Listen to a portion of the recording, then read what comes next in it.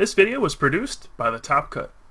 Be sure to check out thetopcut.net, your home for Pokemon TCG, tournament coverage, professional game analysis, and interviews with the best players in the world. Thanks for watching. Okay, welcome to Game 3 of the Grand Rapids, Michigan City Championship Finals. Right in the first game, on the right, Dan Richard took a pretty convincing Game 1 victory. And then in the Game 2, Isaac Soto on the left took a pretty convincing Game 2 victory of his own. So we are tied here at 1-1, and the winner of this game will win the series and be crowned the Grand Rapids, Michigan City Champion. And right off the bat, we see a Sage's training from Dan. It's not really the best supporter you want to start off with, but he does have a pretty strong start. Otherwise, he goes first because he lost the last game. He gets to choose who goes first, so we'll go first. Puts a double Colossus onto Chinchou. Then he'll be able to attack for 10 damage. The 10 damage isn't very important, but the double Colossus very much is. If he can get a Lanturn and a Lightning the next turn, he will start using Powerful Spark turn 2. And this is a ton of pressure to put on Isaac, who doesn't really have any high hit point attackers to deal with a Lanturn. He's probably going to fall very far behind if Dan does indeed get a turn 2 Lanturn attacking. And it's going to be rough for him to compete in this game. And I do think he just had to use a copycat here, which is not the greatest start. He does not have an energy left. Let's see if he gets one here. Looks like he got one. Actually, he needs a Psychic, not a double Colossus. So maybe he did not get one. Am I seeing things? Maybe I am. If he doesn't have an energy, that's going to make things a lot worse for Isaac. He won't be able to even use See Off this turn. Thankfully, Dan does not have the Lanturn yet. He still could get it. If he does, Isaac's going to be in a ton of trouble early on. You know, that turn 2 Lanturn is just going to put Isaac so far behind. He didn't even get to See Off on the first turn. Of course, Mew needs one turn to use See Off to put a Pokemon into the Lost Zone, and then you can use the attacks of the Pokemon in the Lost Zone. But if you miss that See Off, and there's that communication, we're going to see a Lanturn coming out. If you miss the See Off, you then have to waste a turn after you've already been knocked out. You then have to sacrifice another Mew to use See Off, and then a third Mew would have to come out and attack the Lanturn and only do 100 at the most. So this Lanturn is going to knock out at least 3 Pokemon, and that is just not a pretty situation to be in if you're Isaac. So, how's he going to respond to this? I'm not sure exactly what's in his deck. I don't know if he has any way to actually respond to this. I do see a Twins in his hand. He puts down a Jirachi, actually, so I'm not sure how I feel about that. Usually want to save that. He might be planning on sacrificing it this turn, though. And right now, he is playing a Twins. I don't know what he should go for. Doesn't look like he had the tools to really get a Rare Candy and a Vileplume.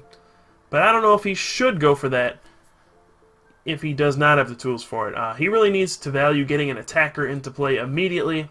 If he doesn't, he's just going to fall way, way, way too far behind. And it looks like he did decide to go for that Vileplume, which is just probably not a good decision in this case.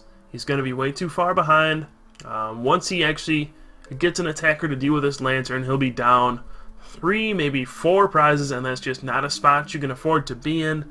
I would say if Dan can manage to get a second Lanturn into play, I don't see Isaac winning this game. Which, I mean, when you're on the 3rd turn of the game and you already say, oh, I don't think this guy can win anymore, that's kind of a big deal. Maybe if he plays N, we can see him get some sort of ridiculous comeback at the end with a Smoochum, maybe. But that is really the only way he's going to be able to deal with all this stuff. Now, this turn, looks like he does have a Collector. That's a good start. You know, he'll be able to use See Off this turn as well. So maybe things are not all lost for Isaac. We just take a look over, get a bigger view of the field.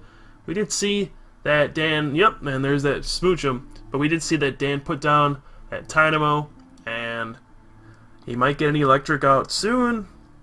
Who knows? So we might have to see some energy antics from Isaac in order to pull this game out. Now, I did see the Chinchino was in his hand, and it looks like he's not even going to use See Off this turn. He's just going to go straight for the energy antics, but Smoochum does wake up. If Dan were to draw a double Colossus like he just did, he would be able to just attack again, and that was pretty much a wasted turn from Isaac. That's unfortunate. You kind of gamble that A, Smoochum stays asleep, and B, your opponent does not have a double colorless. It could pay off, and in this situation it really didn't at all, which is really going to be bad for Isaac. The good thing is he does have a Yanmega. I know he has a Judge in his hand as well. I don't know if he'll be able to do anything with it. Isaac plays a double colorless onto his Mew. I don't know if that was a great idea, but he's just going to get it out of his hand. He doesn't really have anything in his lost zone yet, though.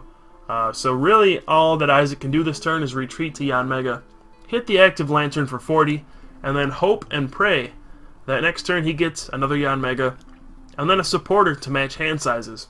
And then that Dan does not get another Lanturn into play. So that's really going to be his plan of attack at this point.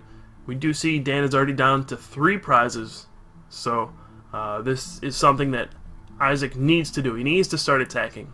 He needs to hit the active. He realizes that. He goes ahead and does that. I think we see Sage's training out of Dan. So really, Isaac's just kind of hoping for a lot of stuff to go his way at this point. He's hoping that... Oh, and it looks like... Actually, Dan here accidentally took his top 6 cards when he's looking at Sage's training. This is a pretty big deal. You know, he got to look at an extra card. You don't know which card was the 6th card. That's the problem. I think they fixed that. They took care of it. And oh, there's that Lanturn. And now things are looking ugly. Now he's got to hope just that Dan doesn't have an energy next turn. That's usually not a good hope to have. He does have the Yanmega. We'll see if he can match the hand sizes. And no, it doesn't look like he can. It's actually going to have to see off. And this is not a good thing to see. Isaac has not taken a prize yet. He has to use this turn to see off. Dan's already down to 2 prizes. We're going to see another powerful spark for another knockout. That other Lanturn is fully powered up. Really, the only way for Isaac to win this is some sort of play. If he has an N, put Dan down to 1 card, and then use Sludge Drag to bring... I guess you'd have to bring Chinchou active, because that's the only thing that wouldn't be able to just retreat. So you'd have to bring that up and just kind of pray that Dan doesn't have anything for a while. And, yeah, probably not going to happen, but N would be the only way for Isaac to come back here. If he doesn't have one, maybe if he had a Judge, that could work. But he's going to play a Juniper. I don't really see this working out. We did see that Dan just played an Oak's New Theory to get a fresh hand of 6, so he probably has an energy in that hand. And to even survive this turn, Isaac's going to have to Sludge Drag the Chinchou, and that's not even what happened. He knocked out the active Lanturn, and Dan takes his 6th prize. Pretty uncontested. Takes a dominating Game 3 victory over Isaac. It's a shame that Isaac didn't really have anything going in that 3rd game, but that's just what can happen sometimes, and that was a bad matchup for him anyway. So congratulations to Dan Richard, who is your Grand Rapids, Michigan City Champion. Thanks again to Isaac for sending in the video. Takes a lot of guts to send in a video where you lost, so that was pretty cool on his part. Pretty cool to be able to get some video footage of a tournament from another area as well. So thanks to Isaac, and thanks to you and everybody for watching. I really appreciate everybody that tunes in. We'll have some more videos up for you soon, and thanks for watching. See you next time.